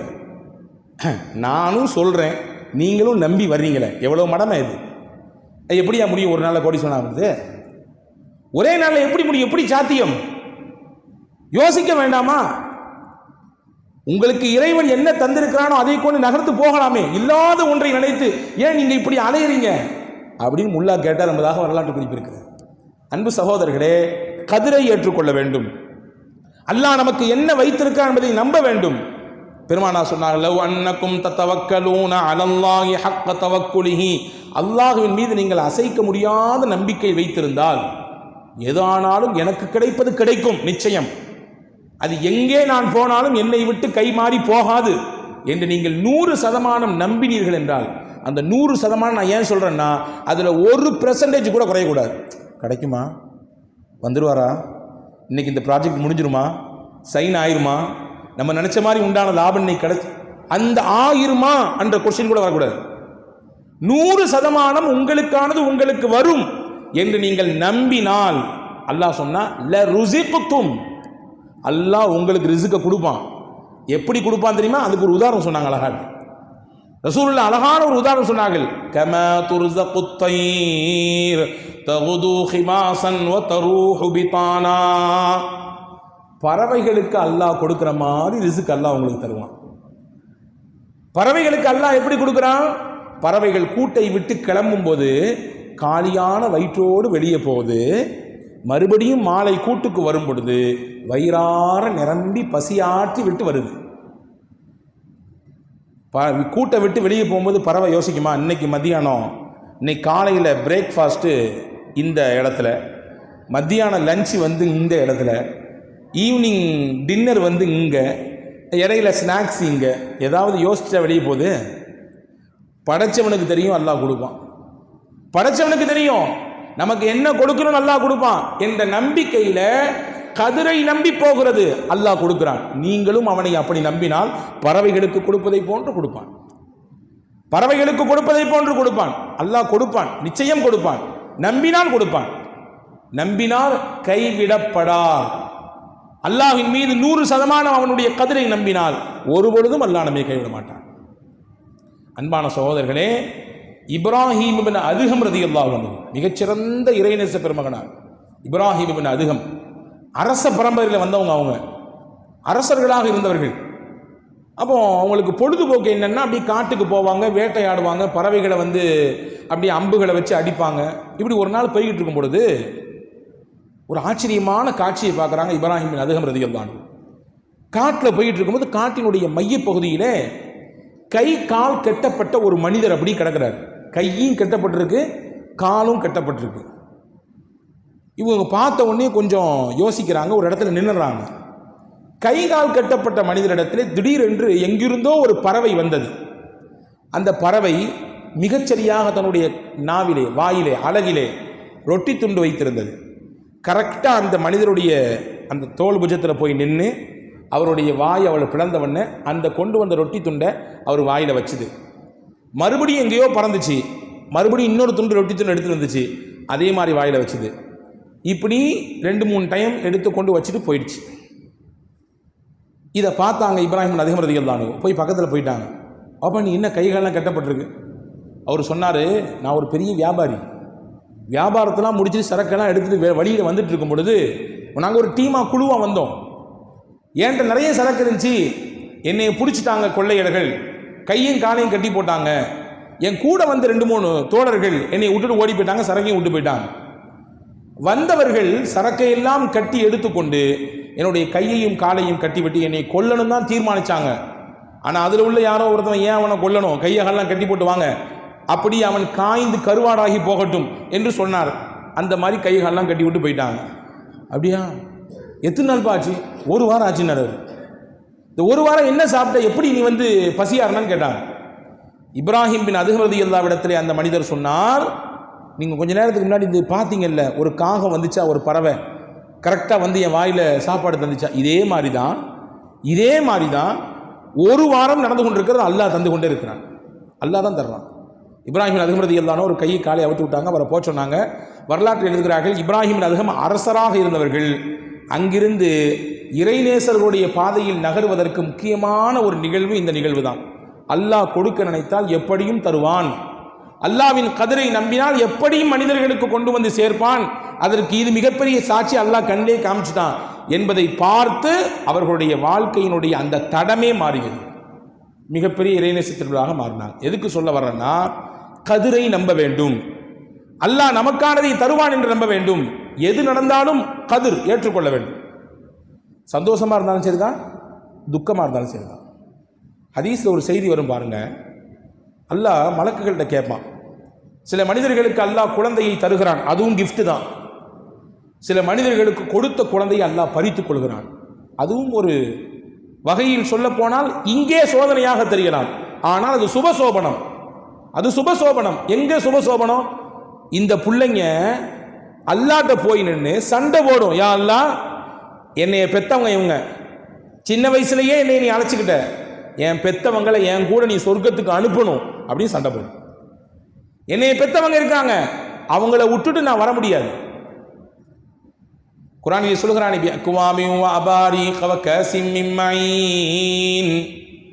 வில்தானும் முஹல்லதூன், சூரா வாக்கியாவில் எல்லாம் சொல்கிறான், சின்ன சின்ன சிறுவர்கள் தான் சொர்க்கத்திலே சொர்க்கவாதிகளுக்கு உணவு பரிமாறக்கூடியவர்கள். அந்த சின்ன சின்ன சிறுவர்கள் யாரு? யாரெல்லாம் அல்லாஹ் சின்ன வயதிலேயே அழைத்து கொண்டானோ, சிறு வயதிலேயே அழைத்து கொண்டானோ, அவர்களை சொர்க்கத்தினுடைய அழகானவர்களாக, சொர்க்கத்திலே சொர்க்கவாதிகளுக்கு அங்கும் இங்கும் பரிமாறக்கூடியவர்களாக அல்லாஹ் மாற்றி விடுவான். அவங்க போய் சண்டை போடுவாங்களாம். இப்போ சொல்ல வரக்கூடிய செய்தி என்னன்னா, அல்லாஹ் கொடுப்பதும் கிஃப்ட் தான், கொடுத்ததை எடுத்துட்டாலும் அல்லாஹ் ஏதோ ஒரு சுபசோபனத்துக்காண்டி எடுக்கிறான். ஆனாலும் அல்லாஹ்வுக்கும் இரக்கம் உண்டு தானே. அடியார்கள் மீது அல்லாஹ்வின் இரக்கம் எந்த அளவுக்கு என்றால், நம்ப வேண்டும் பெருமக்களே, ஒரு தாய் தன் பிள்ளையின் மீது வைக்கக்கூடிய இரக்கத்தை விட 70 மடங்கு அதிகமாக வைத்திருக்கிறான். 70 மடங்கு அதிகமாக இருப்பதினால்தான் அல்லாஹ் கேட்பானா, இந்த குறிப்பிட்ட இந்த அடியார் அவனுக்கு நான் கொடுத்தேன், அவனுடைய ஈரக்குலையாக அவனுடைய அன்பான குழந்தையை நான் கொடுத்தேன், கொடுத்த நானே அவன்கிட்ட அந்த பிள்ளைகளை வாங்கிக்கிட்டேன், வாங்கின சமயத்தில் என்னுடைய அடியா என்ன சொன்னா அல்லாஹ் கேட்பான். என்ன சொன்னா? அத்தாவுக்கும் மகனுக்கும் பேச்சுவார்த்தை இல்லை வச்சுக்கங்களேன். மகனை வந்து அத்தாவுடைய ஃப்ரெண்டு எங்கேயோ சந்திக்கிறாரு, சந்திச்சு பேசிக்கிறாரு. சந்திச்ச நண்பர் வந்து அத்தாவோட சொல்றாரு, இப்போ அவன் பிள்ளையை பார்த்தோமா அந்த ஊரில், பேச்சுவார்த்தை இல்லை தான், இருந்தாலும் தாய் அந்த தந்தை என்ற மனதல்லவா, என் பிள்ளை என்ன சொன்னா, நல்லா இருக்காரா, எப்படி இருக்காரு, நிச்சயம் இருக்கும். அல்லாஹ் கேட்பான். அப்படி அவனுக்கு ஒரு சோதனை தான். என்ன சொன்னான் அந்த நேரத்தில், அவன் என்ன சொன்னான்? மலக்குகள் சொன்னார்கள், யா அல்லாஹ் இன்னா லில்லாஹி வ இன்னா இலைஹி ராஜிஊன் என்று சொன்னான். உன்னை புகழ்ந்தான், கொடுத்தவன் அவன், அல்லாஹ்வுடைய முடிவு அவனை எடுத்துக்கொண்டான் என்று அவன் சொன்னான். அப்படியா சொன்னான்? அவ்வளவு சோதனையிலும் அவ்வளவு கஷ்டத்திலையும் அவ்வளவு இழப்பையும் தாங்கி கொண்டு மனசுல போட்டு புதைச்சி வச்சுக்கிட்டு என்னைய புகழ்ந்து இன்னா லில்லாஹ் சொன்னானா? இன்னா லில்லாஹி வ இன்னா இலைஹி ராஜிஊன் சொன்னானா? சொன்ன ஒன்று அல்லாஹ் அந்த கதிரை நம்பியதற்கு அல்லாஹ் கொடுக்கிற கூலியை பாருங்கள். நான் ஆரம்பத்தில் சொன்னேன், அல்லாஹ் அடியார்கள் மீது 70 மடங்கு பாசம் உள்ளவன். இப்னு லி அப்தி ஹாதா பைத்தன் ஃபில் ஜன்னah வஸம்மூஹு பைத்தல் ஹம்த். இந்த அடியானுக்கான சொர்க்கத்தில் ஒரு மாளிகை கட்டுங்கப்பா, ஒரு பிரம்மாண்டமான மாளிகையை கட்டிவிடுங்கள். அந்த மாளிகைக்கு பைத்துல் ஹம்துன்னு பேர் வைங்க. ஏன்னா அவ்வளவு சோதனையிலும் இது கதிர், இதுதான் தலைவிதி என்று ஏற்றுக்கொண்டு பொறுமையோடு இருந்து அவன் இன்னாலில்லா சொன்னான் தானே, அதற்காகவே அவனுக்கு கொடுக்கக்கூடிய கூலி சொர்க்கத்தின் மாளிகைக்கு பைத்துல் ஹம்துன்னு பேர் வைக்கணும். ஹம்துனா புகழுக்குரிய வீடு. அவன் புகழ்ந்ததினாலே அல்லாஹ் அவனுக்கு தரக்கூடிய கூலி சொர்க்கத்திலே பைத்துல் ஹம்தை அல்லாஹ் தருகிறான். எதற்கு என்றால், நான் இதை எதற்கு சொல்கிறேன் என்றால், கதிரை ஏற்றுக்கொள்கிற பொழுது தானாக அல்லாஹ் மகிழ்ச்சியை தருவான். கதிரை ஏற்றுக்கொள்ள வேண்டும். நமக்கு என்ன தலைவிதியோ அதை ஏற்றுக்கொள்ள வேண்டும். ஏற்றுக்கொண்டார்கள். நான் கூட இந்த நாட்களினுடைய இடையிலே ஒரு நிகழ்ச்சியை சொன்னேன். உம்மு சலமா ரதியல்லாஹு தஆலா அன்ஹா, அபூ சலமா ரதியல்லாஹு தஆலா அன்ஹா, ரெண்டு பேரும் அப்படி ஒரு முன்மாதிரியான கணவன் மனைவிக்கு ஒரு ரோல் மாடல் பார்க்கணும். சஹாபாக்கள் அபூ சலமா உம்மு சலமாவை பார்க்கலாம். அவ்வளவு அந்யோன்யம். ரெண்டு பேரும் பேசிக்கிட்டாங்களாம். ஒரு நாள் பேசிக்கிட்டாங்களாம். அந்த அம்மா சொல்லிச்சான், உங்களுக்கு முன்னாடி நான் மௌத்தாயிட்டேன்னு சொன்னா நீங்கள் பொருந்திக்கணும், நீங்கள் அடுத்து நிக்கா செஞ்சுக்கணும் அப்படின்னு சொன்னாங்களாம். அவரு சொன்னாராம்மா, நான் உனக்கு முன்னாடி மௌத்தாயிட்டேன்னா நீ அப்படி பிள்ளைகளெல்லாம் பார்த்துட்டு பேசாமல் இருந்துடக்கூடாது, அடுத்து ஒரு நிக்கா செஞ்சுக்கணும். இப்படி பேசிக்கிட்டாங்க. இருந்தாலும் ஏற்றுக்க முடியல. அந்த மரணம் என்பது உண்மைதான். ஆனாலும் கூட அந்த பிரிவினுடைய வார்த்தையை கூட அவர்கள் கையை வைத்து தடுத்து விடுவார்கள். அந்த அளவுக்கான நெருக்கம். ரசூல் ஸல்லல்லாஹு அலைஹி வஸல்லம் பாராட்டியிருக்காங்க அந்த தம்பதிகளை. உஹது யுத்த களத்தில் தான் அவருக்கு காயம் ஏற்பட்டுச்சு. அந்த காயமே கடைசியில் பெரிதாகி கடத்தில் மௌத்தானார். அதுவே அவருக்கு மரணத்தை கொடுத்தது. ஆனால் அந்த அபூ சலமா தன்னுடைய மனைவிக்கு ரசூலுல்லாஹ்ட்டேருந்து வாங்கிட்டு வந்து ஒரு செய்தியை சொல்லி கொடுத்திருந்தார். இன்னைக்கு எத்தனையோ பல விஷயங்களை இந்த 12 நாட்கள் அல்லாஹ்வின் பேரெல்லாம் நமக்கு கேட்டிருக்கோம். கேட்டது இங்கிட்டு வாங்கி அங்கிட்டு போயிடக்கூடாது இல்லையா? பொதுவாகவே நம்ம பேசிக்கிறது உஸ்தாத் எப்படி பயான் பேசுகிறோம், அற்புதமான பயான், நல்லா பேசுகிறான். எங்கேயாவது போய் பயானை கேட்டு வரோம், சிறப்பான பயான். யாராவது கேட்டாங்கன்னு வச்சுக்கலாம், என்னங்க சொன்னாங்க, ஏதாவது 2 விஷயம் சொல்லுங்கள். அதையே நீங்கள் கேட்குறீங்க, நல்லா இருக்கா இல்லையா, அதை மட்டும் கேளுங்க, நல்லா இருக்கு. அங்கே என்ன சொன்னாங்க அதெல்லாம் கேட்கக்கூடாது, அது அங்கே வாங்கணும், அங்கே விட்டோம் அப்படின்ற மாதிரி நிலைப்பாட்டோடு நாம் இருக்க மாட்டோம். நிச்சயமாக மஸ்ஜித் இந்தியாவை பொறுத்து அப்படி கிடையாது. ஏனென்றால் பாரம்பரியமாக இங்கே பல்லாண்டுகள் நடக்கிறது, அதை நீங்கள் உள்வாங்கி கொண்டிருக்கிறீர்கள். அன்பு சகோதரர்களே, கேட்ட விஷயத்தை போய் மனைவி மகள்கிட்ட பகிரணும், நல்ல விஷயத்தை பகிரணும். இன்னைக்கு உஸ்தாத் அந்த விஷயம் சொல்லி கொடுத்தாங்க, இந்த புது செய்தி கிடைச்சது, இந்த துவா கிடைத்தது, இந்த ஒரு மிகச்சிறப்பான வழி கிடைச்சது, நீனும் கேட்டுக்க இந்த விஷயத்தை என்று சொல்லிக் கொடுக்க வேண்டும். அபூ சலமா ரதியல்லாஹு தஆலா அன்ஹு உம்மு சலமாட்ட வந்து சொல்லி கொடுத்தாங்க. ரசூலுல்லாஹ் இன்னைக்கு போனேன், ஒரு செய்தி சொன்னாங்க. ரசூலுல்லாஹ் என்னமா சொன்னாங்க? அந்த அம்மா கேட்டாங்க, என்ன சொன்னாங்க? ஹஸரத் அபூ சலமா சொன்னாங்க, அல்லாஹு தாலா எந்த மனிதனுக்கு ஒரு சோதனையை தருகிறானோ அந்த சோதனை அவன் பொறுமையோடு ஏற்றுக்கொண்டு, இன்னா லில்லாஹி வ இன்னா இலைஹி ராஜிஊன், இழப்பு சோதனை எது ஆனாலும் சரிதான், பொருளாதாரத்தில் இழப்பு, வியாபாரத்தில் கொஞ்சம் அடி நஷ்டம், ஏதோ ஒன்று, எது நடந்தாலும் சரிதான், அல்லது உயிரிழப்பு, அல்லது நம்ம நினைச்சது நமக்கு கிடைக்கல, சேரலை, எதானாலும் சரிதான், இன்னா லில்லாஹ் சொல்லிட்டு அல்லாஹும்ம அஜிர்னி ஃபீ முஸீபதி வக்லிஃப்னி கைரம் மின்ஹா. இது முக்கியமான துவா, ரசூலுல்லாஹ் கற்றுக் கொடுத்த ஒரு துவா. அல்லாஹும்ம அஜிர்னி ஃபீ முஸீபதி வக்லிஃப்னி கைரம் மின்ஹா. வாழ்க்கையில் நிச்சயமாக நமக்கு தேவைப்படும் இது துவா, மனனம் செய்ய வேண்டிய துவா இது. ரசூலுல்லாஹ் சொல்லி கொடுக்குறாங்க, யா அல்லாஹ் எனக்கு ஏற்பட்ட இந்த இழப்புக்கு நீனே பகரத்தை கொடு. ஏன்னா பகரம் அல்லாஹ் தான் தர முடியும். அல்லாவை தவிர்த்து உலகத்தில் இழப்புக்கு ஈடு யாராலும் செய்ய முடியாது இல்லையா? நீனே இதற்கு இழப்புக்கு ஈடு இணையாக நீனே பகரத்தை கொடு. மட்டுமல்ல, இந்த இழப்புக்கு இதை நான் தாங்கிக்கிறேன், அதுக்கு நீ தான் கூலியும் தரணும், இதற்கு நீ தான் கூலியும் கொடுக்கணும், நான் இழந்ததை விட சிறந்த பகரத்தையும் நீ தான் தரணும். 2 கோரிக்கையை அல்லாட்ட வைக்கிறாங்க. இதை சொல்லி கொடுத்தாங்கம்மா அப்படின்னு சொல்லி அபூ சலமா உம்மு சலமாட்ட சொல்லி கொடுத்துட்றாங்க. கொஞ்ச நாள் கழியுது, அபூ சலமா வஃபாத் ஆயிட்டாங்க. வஃபாத்தான உடனே உம்மு சலமா ரலியல்லாஹுக்கு இந்த துவா தான் ஞாபகத்துக்கு வந்துச்சு. அவ கணவர் சொல்லி கொடுத்த விஷயம் ஞாபகத்துக்கு வந்துச்சு. ஞாபகத்துக்கு வந்தவுடன் இந்த துவாவை படித்தாங்க. ஹஸரத் உம்மு சலமா ரலியல்லாஹு தஆலா அன்ஹா, அல்லாஹும்ம அஜிர்னி ஃபீ முஸீபதி வக்லிஃப்னி கைரம் மின்ஹா. யா அல்லாஹ், இது எனக்கு மிகப்பெரிய இழப்பு தான். அபூ சலமாவும் எனக்குமான வாழ்க்கை எவ்வளவு முன்னுதாரணமான வாழ்க்கை, அவருக்கும் எனக்கும் எவ்வளவு விட்டு கொடுத்தல், எவ்வளவு அனுசரித்தல், எவ்வளவு அந்யோன்யம், எவ்வளவு பாசம் பரிவு உண்டு. ஆனால் அந்த கணவர் உயிருக்கு உயிராக இருந்தவர் இப்பொழுது என்னோடு இல்லை, இதோ என்னை விட்டு பிரிந்து விட்டார், அவருக்கு உலக வாழ்க்கை முடிந்து விட்டது. ஆனால் இது ஒரு இழப்பு, எனக்கு சோதனை தான், இந்த இழப்புக்கு நீ தான் கூலி தரணும் எனக்கு. ரசூல் சொல்லியிருக்காங்க, அந்த துவாவை நான் படிக்கிறேன், வஹ்லிஃப்னி கைரம் மின்ஹா, இவரை விட சிறந்த பகரத்தை எனக்கு நீ கொடு அல்லான்னு சொல்லி கேட்குறாங்க. சொல்லிட்டு அவங்களால பொறுக்க முடியல, அழுதுறாங்க. அப்படி குலுங்கி அழுது சொல்றாங்க, ஐயுர் ரஜுலி கைரம் மின் நபி சலமா, அபூ சலமாவை விட யாரு எனக்கு மிகச்சிறந்த பகரமாக கிடைக்க முடியும்?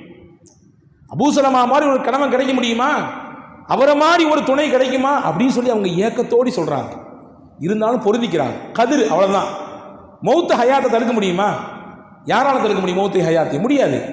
கதிர் ஏற்றுக்கொள்கிறேன், ரசூல் சொன்னதை நம்புகிறேன், நிச்சயமா அல்லாஹ் நீ தருவேன்னு ஏத்துக்கிறேன்னு சொல்லி நம்பினாங்க, துவா ஓதுனாங்க. அந்த பெண்மணி கதிரை நம்பி நாயகத்தின் வார்த்தையின் மீது இருந்த நம்பிக்கையில் அவர்கள் படித்ததினாலே அல்லாஹ் அவர்களை விட சிறந்த பகரத்தை கொடுத்தான். அபூ சலமாவுக்கு வாக்கப்பட்ட உம்மு சலமா ரலியல்லாஹு தஆலா அன்ஹா அபூ சலமாவின் மரணத்திற்கு பிறகு முஹம்மது ரசூலுல்லாஹ் நிக்காஹ் செய்து கொண்டார்கள். அபூ சலமாவோட முஹம்மது ரசூலுல்லாஹ் சிறப்பு தானே? அதை விட சிறப்பு உண்டா உலகத்தில்? நாயகத்தை விட சிறந்தவர் உலகத்தில் உண்டா? அபூ சலமாவை விட சிறந்த பகரத்தை எனக்கு கொடு என்ன அந்த அம்மா கேட்டாங்க, நம்பி கேட்டாங்க, அல்லாஹ் கொடுத்தான். அன்பு சகோதரர்களே, நாம் கதிரை நம்ப வேண்டும். நமக்குரிய கதிர் என்ன அதை நம்பணும், கலாவை நம்பணும். நம்பினா நிச்சயமாக மகிழ்ச்சிகரமான வாழ்க்கையை அல்லாஹ் நமக்கு தருவான். நாலாவதாக, எப்பொழுதுமே நேர்மறையான சிந்தனையோடு ஒருவரிடத்திலே பேச வேண்டும், பழக வேண்டும். எதிர்மறையான சிந்தனை நம்ம யோசிக்கக்கூடாது. அது நம்முடைய மகிழ்ச்சியை குலைச்சிடும், நிம்மதியை குலைச்சிடும்.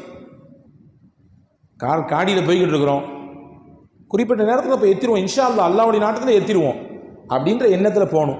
போகிற வழியிலேயே யாராவது பிடிச்சிக்கிட்டாங்கன்னா, எங்கனையாவது ஏதாவது விபத்து நடந்துருச்சுன்னா, அல்லது வேறு ஏதாவது தடங்கள் ஏற்பட்டு அப்படின்னு சிந்திக்கக்கூடாது.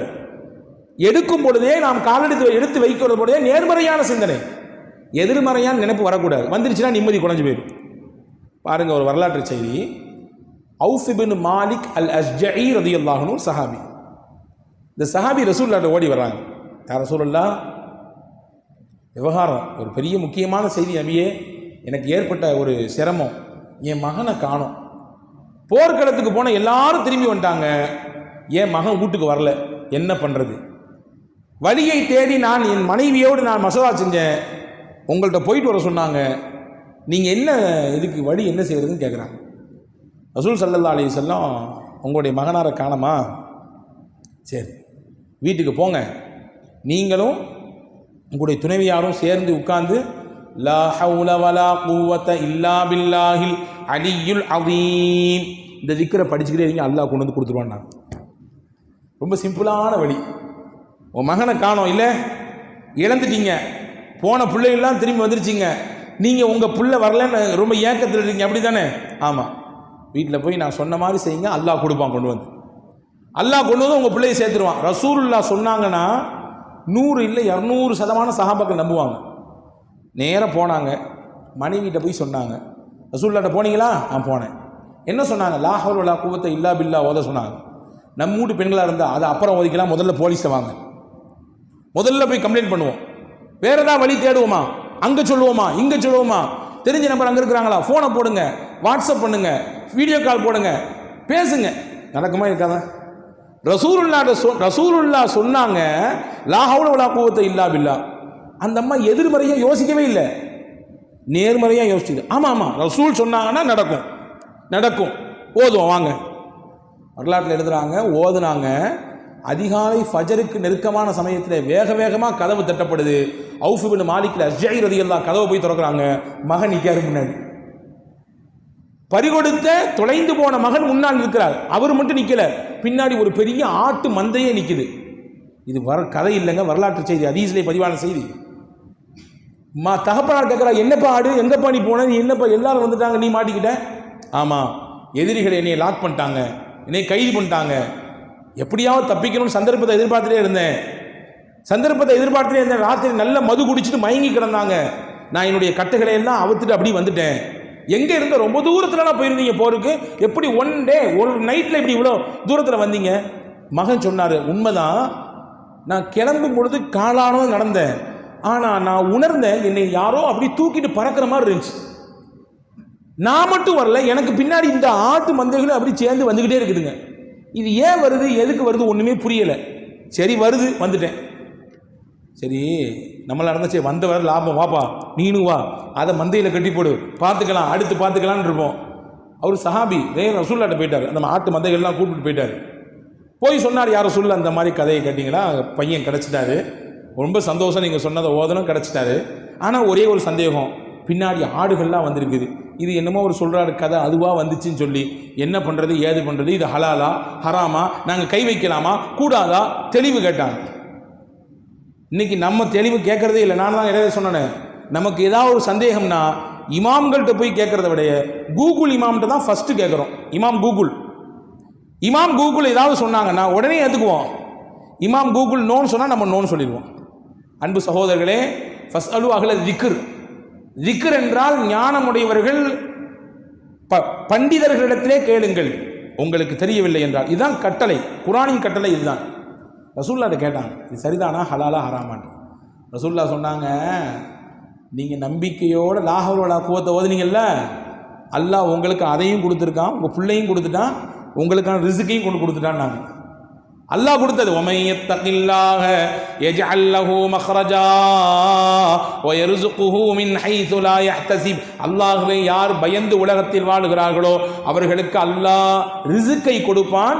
எப்படி கொடுப்பான்? அறியாத புறத்திலிருந்து கொடுப்பான், நினைக்கவே மாட்டார், அங்கேருந்து வரும் அவருக்கு. அல்லாஹ் கொடுத்துருக்கான், உங்களுக்கு வச்சுக்கங்க சாப்பிடுங்க, நாங்கள் சொல்லலாம். அன்பு சகோதரர்களே, இங்கே நமக்கு செய்தி என்னன்னா, அவுஃப் பின் மாலிக் அஸ்ஜஇயும் அவருடைய துணைவியாரும் இதை எதிர்மறையாக யோசிக்கல. அந்த அது எப்படி ஒத்த வார்த்தை எப்படி கொண்டு அறிவை கொண்டு யோசிக்கவில்லை, எதிர்மறையாக யோசிக்கவில்லை, நேர்மறையாக பார்த்தார்கள். அல்லாஹ் அவர்களுக்கு மகிழ்ச்சியை கொடுத்தான். எனவே அன்பு சகோதரர்களின் நேர்மறையான சிந்தனை. அதே மாதிரி மகிழ்ச்சிகரமான வாழ்க்கைக்கு முக்கியமான ஒரு விஷயம் என்ன தெரியுமா? நம்ம பிறருக்கு மகிழ்ச்சியை கொடுப்பவராக இருக்க வேண்டும். கொடுத்தோன்னா அல்லாஹ் நமக்கு மகிழ்ச்சியை தருவான். நம்ம பிறருக்கு சந்தோஷத்தை தரணும். ரசூலுல்லாஹி சஹாபாக்கள் கேட்டாங்க, ஐயுல் அமாலி அஹப்பு இலல்லாஹ், அல்லாஹ்வுக்கு எந்த விஷயம் ரொம்ப பிடிக்கும்னு கேட்டாங்க. அல்லாஹ்வுக்கு எந்த விஷயம் ரொம்ப பிடிக்கும்னு கேட்டாங்க. ரசூலுல்லாஹ் சொன்னாங்க, சுரூருன் துதுகிலுஹு அலா கல்வி முஸ்லிமின், ஒரு முஸ்லிமினுடைய உள்ளத்தில் சந்தோஷத்துக்கு நீங்கள் காரணமாக இருக்கணும். அது அல்லாஹ்வுக்கு ரொம்ப பிடிக்கும். அந்த விஷயம் அல்லாஹ்வுக்கு ரொம்ப பிடிக்கும். தொழுகையை சொல்லியிருக்கலாம், நோன்பு சொல்லியிருக்கலாம், இன்னொரு விஷயங்கள் இருக்குது, எத்தனையோ இருக்குது. அதெல்லாம் அதனுடைய இடத்துல சிறப்பானது. ரசூலுல்லாஹ் இவருடைய கேள்வியை உள்வாங்கிட்டு சொன்னாங்க, ஒரு மனிதனின் மகிழ்ச்சிக்கு நீ காரணமாக இரு, அது அல்லாஹ்வுக்கு ரொம்ப பிடிக்கும்னாங்க. ஒன்று தெரியுமா? ஹதீஸிலே வந்திருக்கிறது, ஒருவரை நீங்கள் சந்தோஷப்படுத்தினால் அதற்கு பகரமாக அல்லாஹ் ஒரு மலக்கை நியமிக்கிறான். அந்த மலக்கு உங்களோட இருப்பார். எதுவரை இருப்பார் தெரியுமா? மரணப்பட்டவுடன் போய்விட மாட்டார், உங்கள் மண்ணறைக்கும் வந்து துணையாக இருப்பார். அந்த மனிதன் கேட்பான், இறந்து போன மனிதன், நீங்கள் யார், ஏன் கூட இங்கே மன்னரில் இருக்கிறீங்க? நானா? நீ நிறைய பேரை சந்தோஷப்படுத்தினல்ல, அந்த சந்தோஷத்தின் மொத்த உருவம் தான் நான். அல்லாஹ் உன்னை பாதுகாப்பாக, உனக்கு ஆறுதலாக, உனக்கு பக்கபலமாக என்னை வைத்திருக்கிறான். நன்றாக உறங்கு, உனக்கு எந்த தொந்தரவும் கிடையாது, உனக்கு எந்த பாதிப்பும் கிடையாது, உனக்கு எந்த பயமும் கிடையாது, நீ நிம்மதியாக ரெஸ்ட் எடு என்று அந்த மலக்கு உட்கார்ந்து ஆறுதல் சொல்லுவார். அந்த மலக்கு யாரு? நாம் கொடுத்த சந்தோஷம். நாம் யோசிக்க வேண்டும், பிறருக்கு நாம் சந்தோஷத்தை கொடுக்கிறோமா, சங்கடத்தை தருகிறோமா, மகிழ்ச்சியை தருகிறோமா, நிம்மதியை குலைக்கிறோமா, நல்லதை பேசுகிறோமா, இல்லாததை தேவையில்லாததை எடுத்து வம்புக்கு இழுக்கிறோமா? பெருமானார் ஸல்லல்லாஹு அலைஹி வஸல்லம் சொன்னார்கள், ஒரு மனிதனுக்கு போதுமானது பிஹஸ்பி இம்ராஇல் மர்இ, ஒரு மனிதன் மூமின் என்பதற்கு போதுமானது எது தெரியுமா? தர்க்குஹு மாலா யானிஹி, எது அவனுக்கு தேவையில்லையோ அதை கையே வைக்கக்கூடாது. எதுக்கு அவருக்கு சம்பந்தமே இல்லையோ, சம்பந்தமே இல்லாத விஷயத்தில் பேசக்கூடாது, அங்கே தொடக்கூடாது. அந்த விஷயத்தை எடுத்து நாலு பேருக்கு மத்தியில் வைத்து விவாதிக்க கூடாது. அப்படி ஒருவர் இருந்தாலே போதும், அவர் உண்மை மூமின் என்பதற்கு அடையாளம் என்றார்கள் பெருமானார் ஸல்லல்லாஹு அலைஹி வஸல்லம். எனவே அன்பர்களே, சந்தோஷத்திற்கு நாம் காரணமாக இருக்க வேண்டும், சங்கடத்திற்கு காரணமாக இருக்கக்கூடாது. அப்படி நாம் பிறருடைய உள்ளத்திலே மகிழ்ச்சிக்கு காரணமாக நாம் இருந்தால் அல்லாஹ் நம்மை மகிழ்ச்சியாக வாழச் செய்வான். ஒரே ஒரு செய்தியை சொல்லி முடிக்கிறேன். ரசூலுல்லாஹ் எல்லாத்தையும் சந்தோஷப்படுத்துனாங்க. சிறுவர்களை சந்தோஷப்படுத்தினாங்க, பெரியவர்களை சந்தோஷப்படுத்தினாங்க, பெண்களை சந்தோஷப்படுத்தினாங்க, வாலிபர்களை சந்தோஷப்படுத்தினாங்க, குடும்பத்தார்களை சந்தோஷப்படுத்தினாங்க, தோழர்களை சந்தோஷப்படுத்தினாங்க, ஏன் எதிரிகளையும் சந்தோஷப்படுத்தினார்கள். எம்பெருமானார் ஸல்லல்லாஹு அலைஹி வஸல்லம். உம்மு ஹாலித் அப்படி ஒரு பெண்மணி, ஒரு சின்ன குழந்தை, அபிசீனியாவிலேருந்து ஹிஜ்ரத் போயிட்டு வந்தவங்க. அவங்க ஹிஜ்ரத் போயிட்டு முடிச்சு நேரம் மதீனாவுக்கு வந்துட்டாங்க. அவருடைய வாப்பா அம்மா எல்லாரும் அபிசீனியாவிலேருந்து நேரடியாக இங்கே மதீனாவுக்கு வந்தாங்க. மக்காலேருந்து அபிசீனியாவுக்கு போயிட்டு அபிசீனியாவிலேருந்து மதீனாவுக்கு வந்தாங்க. இப்போ இந்த புள்ள இருக்க அபிசீனியாவில் பிறந்த புள்ள, அபிசீனியாவில் பேசப்படக்கூடிய ஹபஷா மொழி, அந்த மொழி, அந்த லாங்குவேஜ் அந்த பிள்ளைக்கு தெரியும். ரசூலுல்லாஹ் வந்திருக்காங்க, உட்கார்ந்துருக்காங்க. அவங்களுக்கு அன்பளிப்பாக ஒரு ட்ரெஸ் கொடுக்கப்பட்டிருக்கு. அந்த ட்ரெஸ்ஸில் சிகப்பு கலர் ட்ரெஸ்ஸில், அதாவது வெள்ளை கலர் ட்ரெஸ்ஸில் சிகப்பு கலர் கோடு போடப்பட்டிருக்கு. ரசூலுல்லாஹ் அந்த ட்ரெஸ்ஸை எடுத்தாங்க. எடுத்து உம்மு ஹாலித் எங்கேன்னு கேட்டாங்க. அந்த சின்ன குழந்தை அது அந்த விளையாண்டுட்டு இருக்குது, அதை கூட்டு வாங்கன்னாங்க ரசூலுல்லாஹ். அந்த குழந்தையை கூட்டு வந்து தான் மடியில் உட்கார வச்சு தானாக அந்த பிள்ளைக்கு அந்த ட்ரெஸ்ஸை போட்டு விட்டு, பார்த்தியா சிகப்பு கோடு கோடு கோடு என்ன அந்த பிள்ளை இடத்துல அப்படியே அன்பாக பேசிகிட்டு இருந்தாங்க. ஹதீஸில் வருது, அந்த பொதுவாகவே புது ட்ரெஸ்ஸு பிள்ளைகளுக்கு பிடிக்கும். புது ட்ரெஸ்ஸு ரொம்ப பிடிக்கும் பிள்ளைகளுக்கு இல்லையா? நம்ம ஒரு காலம் இருந்துச்சு பெருநாட்களுக்கு மட்டும்தான் ட்ரெஸ்ஸு. இன்றைக்கி நம்ம வீடுகளில் நம்ம சொந்தத்தில் இல்லை, நம்ம அக்கம் பக்கத்தில் யாருக்கா கல்யாணம்னாலும் நம்ம வீட்டில் பிள்ளை வந்து ஒரு ட்ரெஸ் எடுத்தாங்கன்றான். ஏன்டா பக்கத்து வீட்டில் மாமா கல்யாணம் அப்படிங்கிறான். என்னடா இது பக்கத்து வீட்டு மாமாக்கு நம்ம ஆமாம் போடணும், புது ட்ரெஸ் வேணும், ஏதாவது காரணம் இல்லையா? பிள்ளைகளுக்கு ரொம்ப பிடிக்கும். இப்போ அந்த புது ட்ரெஸ் போடணும், அந்த பிள்ளைகளுக்கு, அந்த பிள்ளைக்கு மகிழ்ச்சியை பார்க்கணும், ஆனந்தத்தை பார்க்கணும். ரசூலுல்லாஹ் வேற கையில் மடியில் ஏஞ்சி வச்சுட்டு அப்படியே ஒன்று ஒன்றா சொல்லி கொடுக்குறாங்க. சொல்லிட்டு சொன்னாங்க அந்த பிள்ளைகிட்ட, அந்த பிள்ளையினுடைய பாஷையில் சொன்னாங்க சனா சனா அப்படின்னாங்க. இது வந்து ஒரு ஹபஷாவில் பேசப்படக்கூடிய பேச்சு, அந்த மொழி. இங்கே நம்ம தமிழும் பேசுகிறோம், மலாயும் பேசுகிறோம் இல்லையா? இதை மாதிரி இங்கே ஹஜ்ரத் ரசூலுல்லாஹ் அரபு மொழி பேசக்கூடியவர்கள் ஹபஷா நாட்டுடைய மொழி எடுத்து அந்த பிள்ளை இருப்பாங்க. சனா சனா சனானா ஹசனா, ஹசனானா ரொம்ப அழகாக இருக்குதுமா, ரொம்ப சூப்பராக இருக்கு உனக்கு, அப்படியே தேவதை மாதிரி இருக்கு நீ, அப்படின்ற மாதிரியான அர்த்தத்தை கொண்டது. இதை கேட்ட உடனே அந்த பிள்ளைக்கு தலையும் புரியலை காலும் புரியலை, சந்தோஷத்தை பார்க்கணும், அப்படியே மகிழ்ச்சியாக எஞ்சி போய் தன்னுடைய வாப்பா அபுல் ஆசடத்தில் போய் அந்த ட்ரெஸ் அப்படி காமிக்குது. என் ட்ரெஸ்ஸு ரசூலுல்லாஹ் கொடுத்துருக்காங்க, எனக்கு நபி போட்டு விட்டாங்கன்னு சொல்லி. ரசூலுல்லாஹ் இதை பார்த்துக்கிட்டே அப்படியே சந்தோஷமாக உட்காந்துருந்தாங்க.